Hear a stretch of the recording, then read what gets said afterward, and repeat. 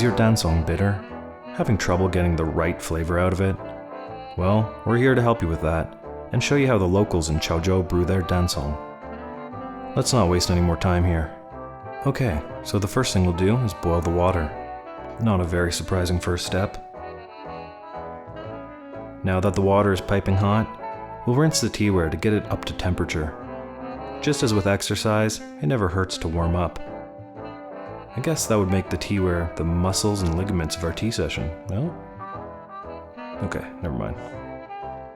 Typically, the teaware is quite small for Chaozhou style brewing, about 50 to 80 milliliters in size for the gaiwan. We're going to swap out and use a smaller gaiwan. Recommend you do too. You can now go ahead and choose a tasty Dancong out of your collection. And we'll add about 1 gram of tea per 15 milliliters volume of your gaiwan. In Chaozhou, they tend to go a little bit heavier on the tea, but feel free to use more or less tea if that suits your taste better.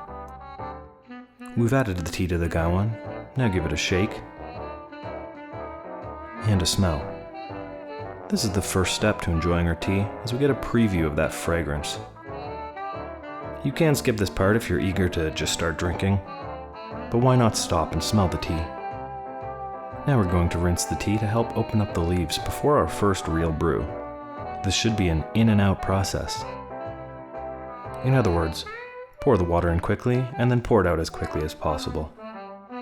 If you have a tray, you can just dump everything underneath. Otherwise, a waste bowl is handy to have nearby. Now we brew for real. This first infusion is just like the rinse, a quick in and out, pouring as fast as possible.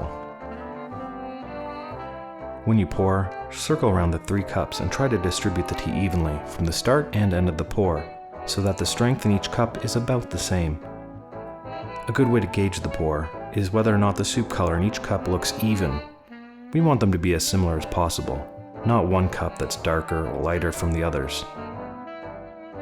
That looks like a masterful pour from here. Not so much on the right hand side. Alright, take a moment and drink. Don't forget to smell the empty cup when it's warm and then when it's cold, if you're into that kind of thing. Let's replace the cups. For the second and third brew, we're going to do the exact same thing. Nice, quick brews, making sure each cup has an even soup color. Now enjoy that tea. The flavor will probably hit its stride around the 3rd or 4th infusion. That's often in our favorite. From the 4th or 5th infusion on, you can start adding 5 to 10 seconds per infusion, depending on your taste. You can keep brewing and keep enjoying the tea until you feel it doesn't have anything more to offer. Now let's cover several tips to make the most of your session. The first is to ensure that you get as much water out of the gaiwan as possible. A common complaint about Dancong is that it can easily become bitter.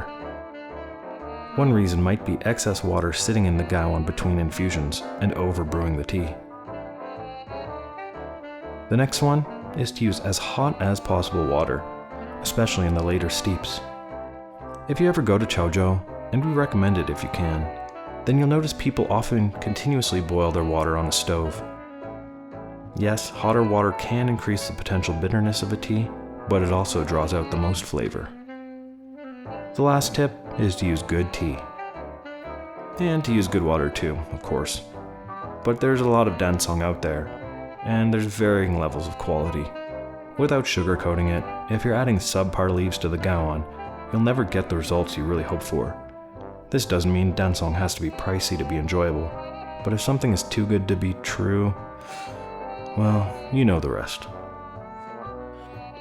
Alright, seems like you're ready to start brewing on your own now, so we'll leave you to it. If this video helped you, or was even just fun to watch, please give it a like. For more videos like this, please hit the subscribe button, also known as the encouragement button.